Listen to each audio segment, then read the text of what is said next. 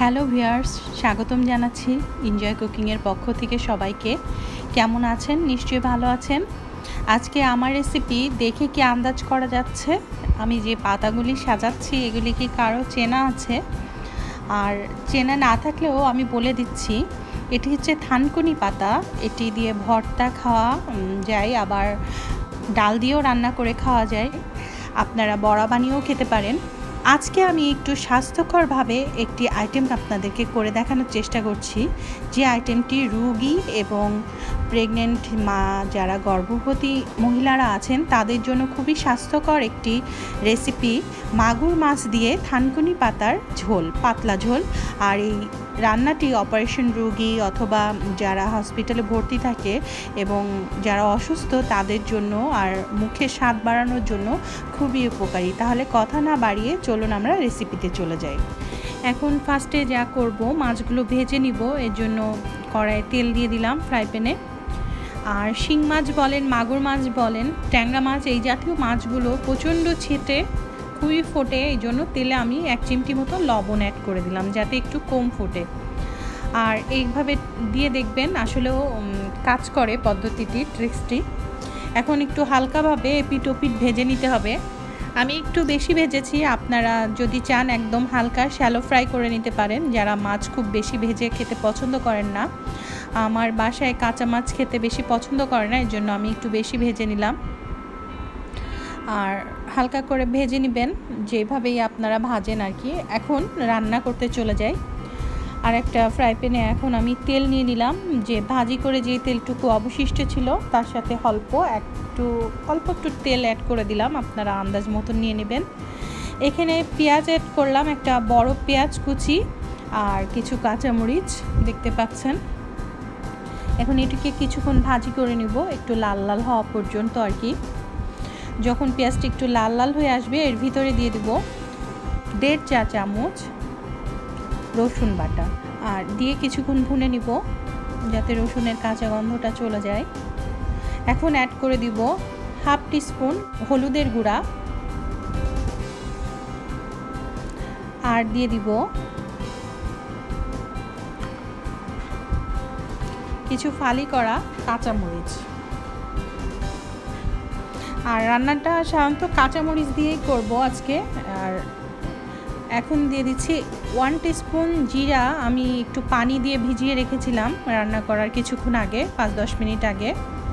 So জিরাটা যদি এভাবে পানি দিয়ে ভিজিয়ে রাখেন, তরকারিতে দেন, তাহলে কিন্তু তরকারির স্বাদ অনেকটা, জিরা বাটার যে গন্ধটা রিয়েল আমরা খাই সেটা চলে আসে আর খুব ভালো লাগে। এখন আমি কিছু আলু দিয়ে দিলাম, ছোট গোল গোল মাঝারি সাইজে যে ছোট আলুগুলো আছে এগুলো 2 ফালি করে দিয়ে দিয়েছি। এগুলো তরকারিতে খুব ভালো লাগে খেতে, ট্রাই করে দেখবেন। দিয়ে কিছুক্ষণ কষিয়ে নিব। কিছুক্ষণ ভুনা হয়ে গেলে, আলুটা যখন তেল উঠে আসবে দেখবেন উপরে, একটু ভুনা হয়ে গেলে এর ভিতরে আমি পানি অ্যাড করে দেব। আর এই ঝোলটা আপনাদের আন্দাজ মতন কে কতটুকু ঝোল খাবেন। অনেকে মাখা মাখা খেতে পছন্দ করেন, তারা ঝোল একটু কম দিবেন। আর যারা একটু ঝোল ঝোল তরকারি খেতে পছন্দ করেন তারা একটু বেশি ঝোল দিবেন। এখন ঢাকনা দিয়ে একদম লো হিটে 10 মিনিটের জন্য আমি রেখে দিলাম। 10 মিনিট পরে দেখুন ফুটে উঠেছে ঝোলটা। এখন এর ভিতরে আমি মাছগুলো অ্যাড করে দিব।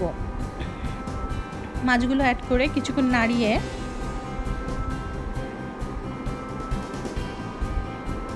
আবার ঢাকনা দিয়ে দিব। দিয়ে এটিকে আরও 10 মিনিটের জন্য হালকা আঁচে রেখে দিব। 10 মিনিট পরে লবণ অ্যাড করে দিচ্ছি। লবণটা আপনাদের টেস্ট অনুযায়ী ব্যবহার করবেন। লবণটা চেক করে দেখছি। এখন এর ভিতরে থানকুনি পাতাগুলো অ্যাড করে দিব। এখানে বেশ অনেকটা থানকুনি পাতা আছে, প্রায় 2টা থানকুনি পাতার 2টা বান্ডিল, যেগুলো বাজারে বিক্রি করে দেখবেন আপনারা, ফেরি করে বান্ডিল করে বিক্রি করে। এখানে আমি 2টা বান্ডিল নিয়েছি। এখন সুন্দর করে ঝোলের সাথে মিশিয়ে, আর এই থানকুনি পাতাটা লাস্টের দিকে দিবেন, একদমই খুব তাড়াতাড়ি গলে যায়, বেশিক্ষণ রান্না করা লাগে না। আর এই রেসিপিটি ট্রাই করবেন, খুবই স্বাস্থ্যকর একটি আর সুস্বাদু একটি রেসিপি।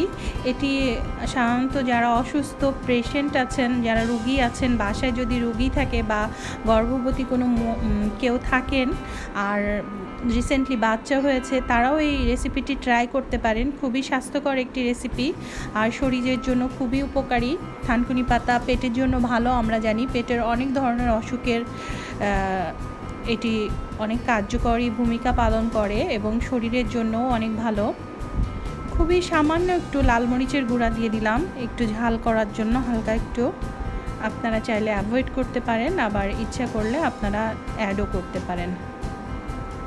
দেখুন হয়ে এসছে, এখন আর ঢাকনা দিব না।